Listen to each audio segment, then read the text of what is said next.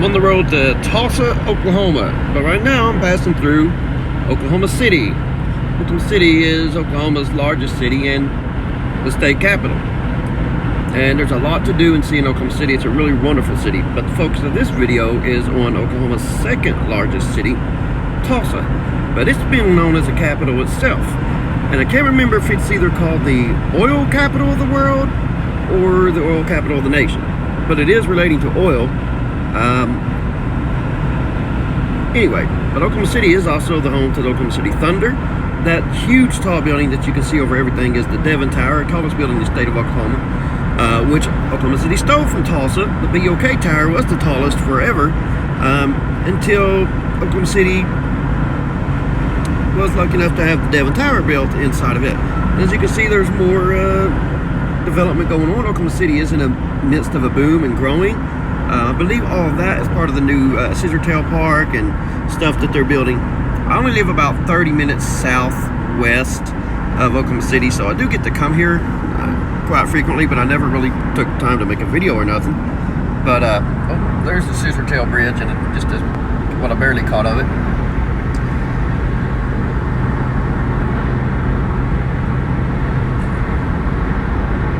But I'll be showing you more of Tulsa, Oklahoma here in a little bit. Frontier City on the northeast side of Oklahoma City. Oklahoma's only theme park. It's now owned by Six Flags again.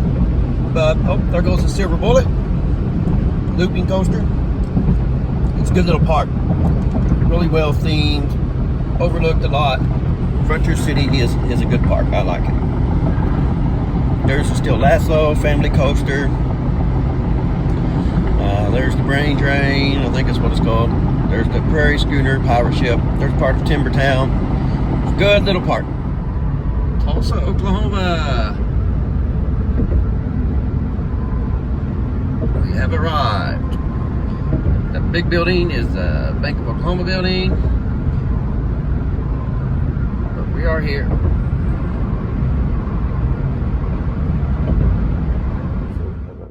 Tulsa. I'm staying in the Holiday Inn in downtown on the north end. I can't remember exactly what it's called, but I'm on the 5th floor, so I've got some good views. But let me show you the best view so far. I'm at the end of the hall, but this window at the end of the hall is pretty sweet.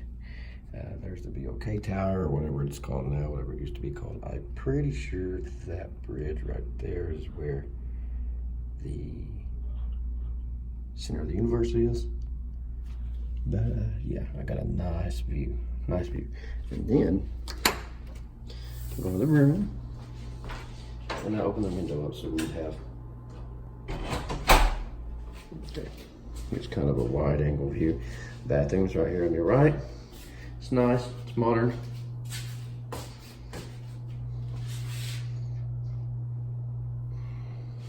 Okay. Full-length mirror. I think that's a queen king size bed, not for sure. Coffee maker, and it's a Keurig, so that's pretty important. But I like more brewed coffee, so I may just they have continental breakfast here. I'll probably end up getting that in the morning, and we'll go from there. Give you some tea packets. Got a nice wall locker right here with an iron. There's a safe down there. Put some stuff in. I'm not for sure what the deal with that. Is nice TV. The only thing I don't like about this hotel so far, which it is in downtown, so it's like crammed on this property. So there's no parking. They do have a parking lot agreement with the parking lot next door to it. $10 a day if you park there by yourself. $15 and they'll valet for you. So yeah, I'm not too keen on that. To me, parking should be free at a hotel. Like a Holiday Inn or something. I'm not staying in the Ritz in New York or wherever it is, whatever, I don't even know, I don't care. But we do have a nice view. Some more downtown area here. I don't know if you can see it. Yeah, there you go. Right there is the minor league stadium for the Tulsa baseball team, whatever it is, One Oak Field. I can't remember. There was a lot of people coming out of there just as I was checking in, so I think they might have had a little game today or something. Building right there in construction. Dos Bandidos, cool style Mexican restaurant. I don't know what that is. or some type of tower on the hill, and unfortunately it's got one of the ugliest symbols on earth on it. I don't know if you can see it from here, and that would be the Oklahoma State University symbol. But then there's that big tower, Channel 6. Channel 6 TV is right there. So I'm gonna go explore Tulsa. My first thought is the center of the universe is only a couple of blocks away, so I'm going to go check it out. It used to be the tallest building in Oklahoma, and it is actually right at a good marking spot for the center of the universe. The center of the universe is right here on this bridge over the railroad tracks. Now, it's not much to look at, but that's not the point. The point is the acoustic phenomenon that occurs here. Let me try to explain it to you the best from what I'm reading. There's a small circle in the middle of the bridge, and when you stand inside it and talk, your voice is amplified back to you several times louder. No one knows why. There's several theories. The center of the universe is that little circle in the middle of the other circles. Oh, somebody just rang that big old chime on there. The monument, whatever it means. There's like people on one side and hands on the other. BOK Tower, but it's also right over railroad tracks on this pedestrian bridge, as you can see. And there's my hotel right there. So we're going to give it a try here in just a minute. I'm just waiting for some people to clear out, and we're going to see. Circle within a circle, right? So if I stand in the middle of that circle right there and I talk, my voice is going to be echoed back to me real loud. But anyway, standing just outside the circle, can't hear it. So it's like you're in your own acoustic little room. Okay, here we go. Yes, I do hear it. That is actually weird. They say it works better too when a train's not passing under, and guess what? There's a train passing under right now. There it is. But yes, as I turn this way, I'm hoping the phone can hear this, so I'm just trying to talk because I got the phone real close to me, so maybe you can hear it. But I'm gonna put the phone out, reach my arm out where it's just outside this circle. I'm gonna see if you hear anything. I don't know if you do or if you don't, but yes, I can hear it. I can hear my voice reflecting back to me. I have no idea if that relates to the center of the universe or not. This monument, not the BOK Center.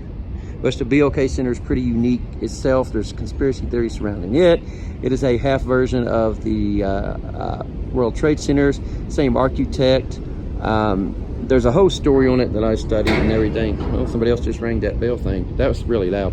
So now I'm gonna walk outside of this circle because I can hear myself. I can hear it reflecting back. I'm gonna walk outside the circle and see. Okay, I took one step outside, instantly it stopped. I don't hear it echoing back. There's all these little lights too in the sidewalk. It's supposed to light up at night and everything. So that's pretty neat. It's pretty neat. I'm just gonna walk on past it as I'm talking, and I'm gonna see if you can hear anything. Yep, right there it was. And then I don't hear it no more. So that's pretty neat. Pretty neat phenomenon. A lot of different theories on it. Something to do with a foghorn underneath the bridge or something. But as you can see, there's a train directly underneath this bridge. I mean, you're not getting directly underneath the center of the universe. So, but the center of the universe is right here in Tulsa, Oklahoma. And it's a neat phenomenon. And it looks like somebody else is doing a video on it too. He's by himself too. He must be maybe he's another weary YouTube traveler like me. Now I'm here in Tulsa today actually on business. There's the BOK Center sticking out. Lots of great shows, new arena. So we're gonna walk and get some pictures. I'm gonna, lost my train of thought. Yeah, I'm gonna walk downtown a little bit, just walk around and get some pictures and stuff. And I was just kind of playing around. I was looking at the BOK Center. I was like, I'm gonna walk towards that area and see what's going on. And like I did mention that a while ago, different history behind it, conspiracy theories and all that. But it's kind of weird to me because if I'm facing the BOK Center, I can hear myself. I can hear the echo. But if I turn this way, it gets a little bit stronger. And to me, if you're facing this way, it's the strongest. Now, wait a minute.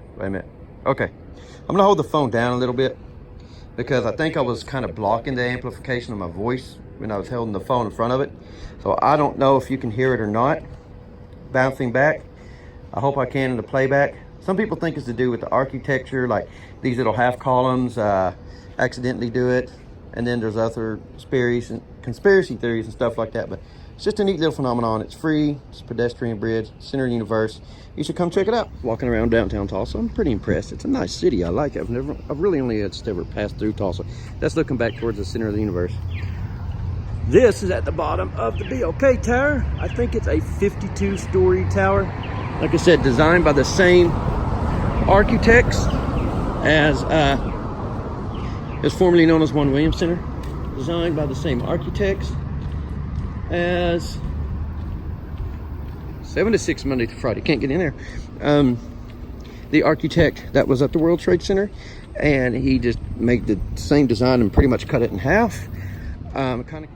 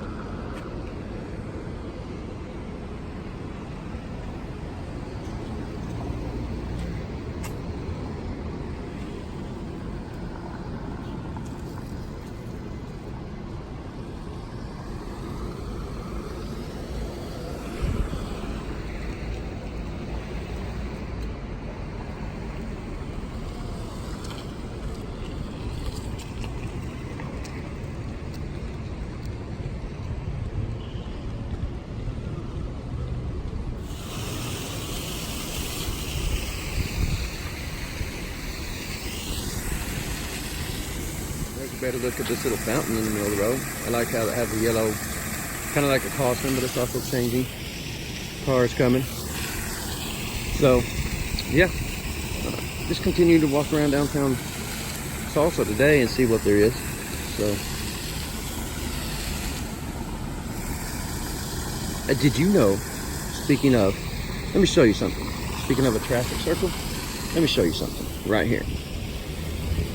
Just popped in my head, happening to be right here in front of this. Oh, and this is a coincidence too. This is working out. Cool. Okay.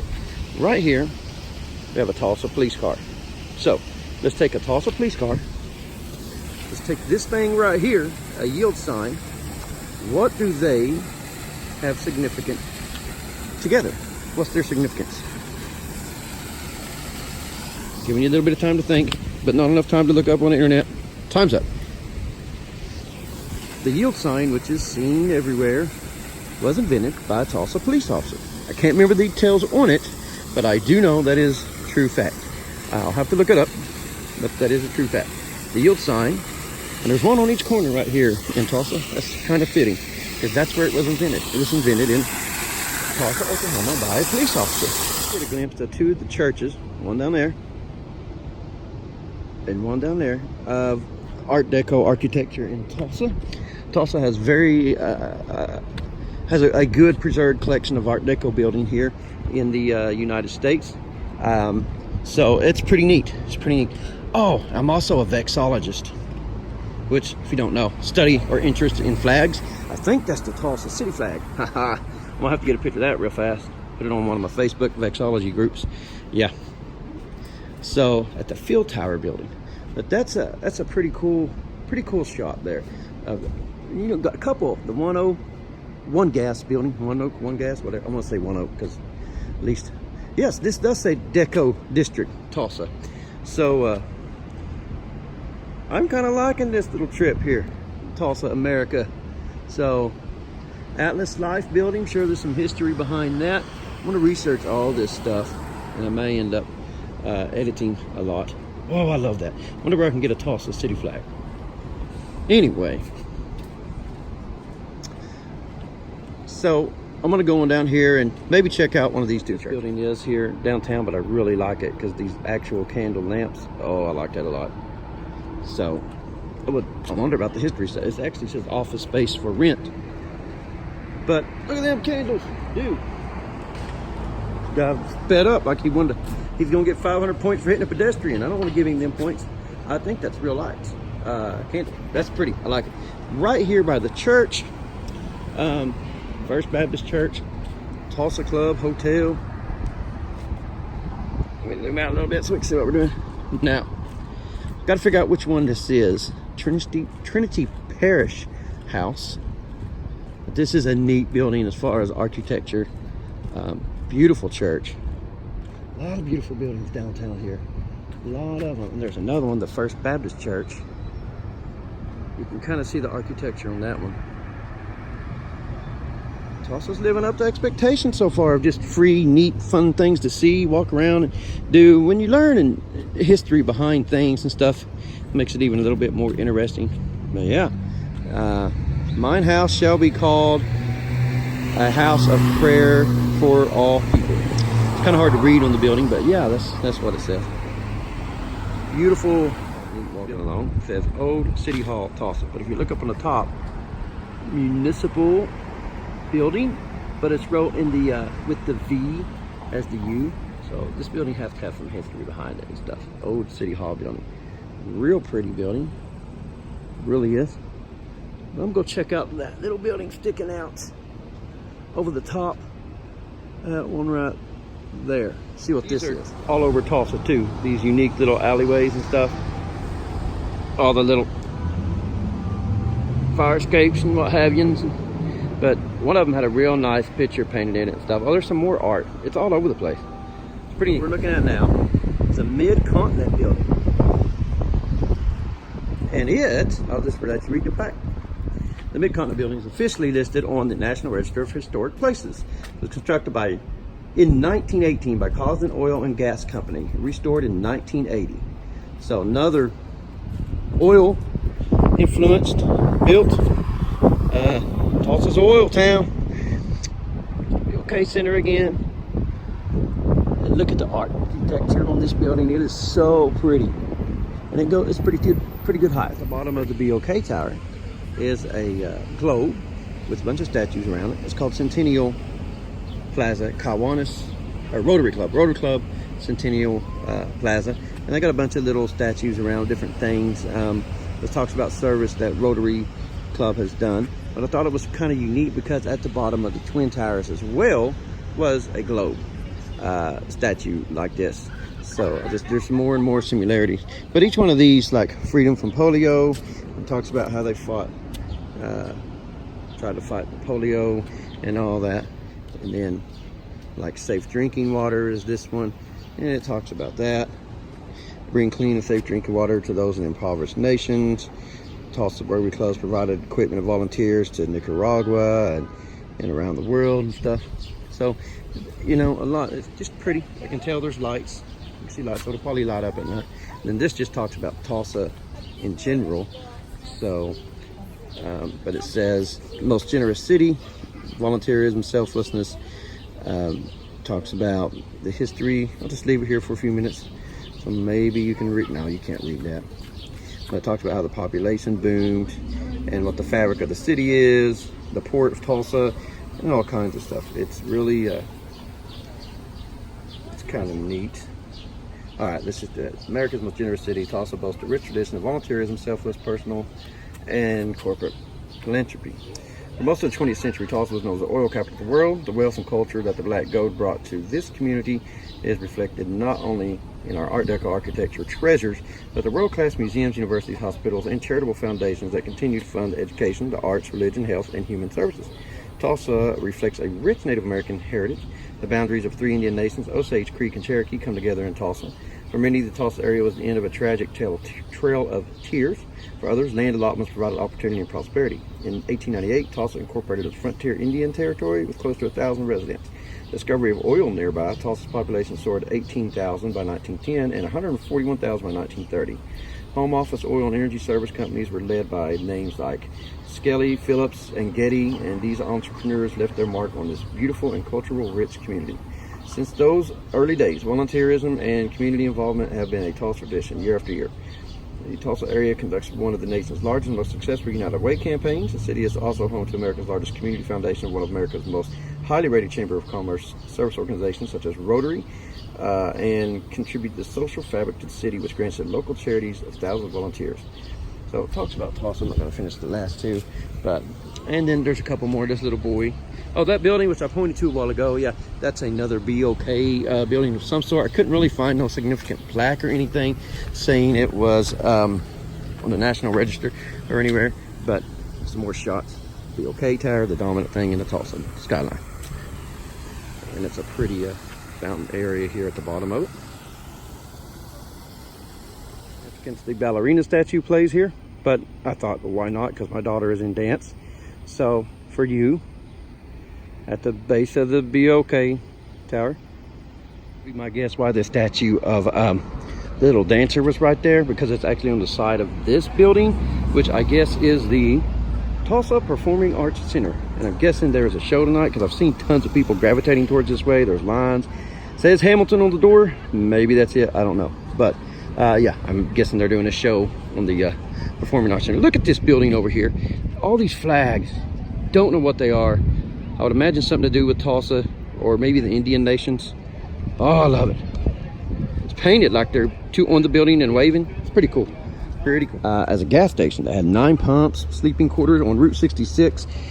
Forgot the year already, and it was rather successful. But then it was later purchased and turned into the Blue Dome, and now it's the focus point, the center point, I guess you'd say, of the whole district called the Blue Dome District, which is an artsy nightclub, nightlife area.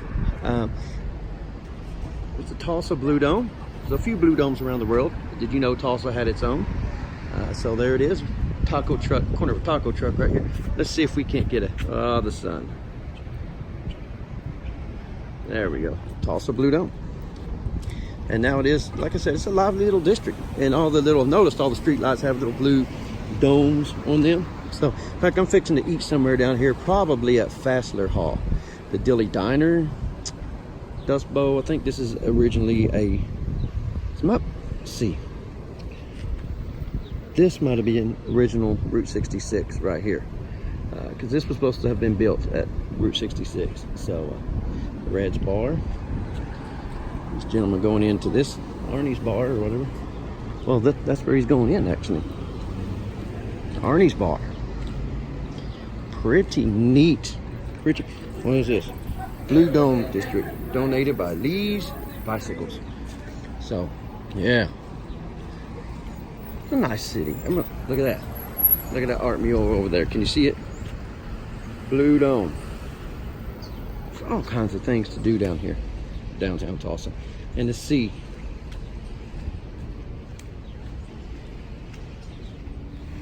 stop recording for a minute to look it up. It was originally built in 1924 and was called the White Star Service Station, 2-story building along Route 66, and it was very prosperous is what the history says. So another neat Tulsa Route 66 Art Deco architecture, neat little thing. Going to eat. It says eat local on it. Fassler Hall, little German restaurant. You know me. That's where you're gonna find me. German restaurant. Eating at Fassler Hall in downtown Tulsa. I got the bratwurst. Didn't that look so good? There's my glass. There's the bar, man. I didn't get a beer. It's hot. I've been walking. I wanted a Crystal Weizen. They only have Heffa and Dunkel, so I'm just gonna work on this and then get back out to exploring Fassler Hall. There's the view it provides. Nice view of downtown Tulsa. Yep, nice little patio here. But it's nice at night with all the lights lit up and everything. Real good sausage, real good food.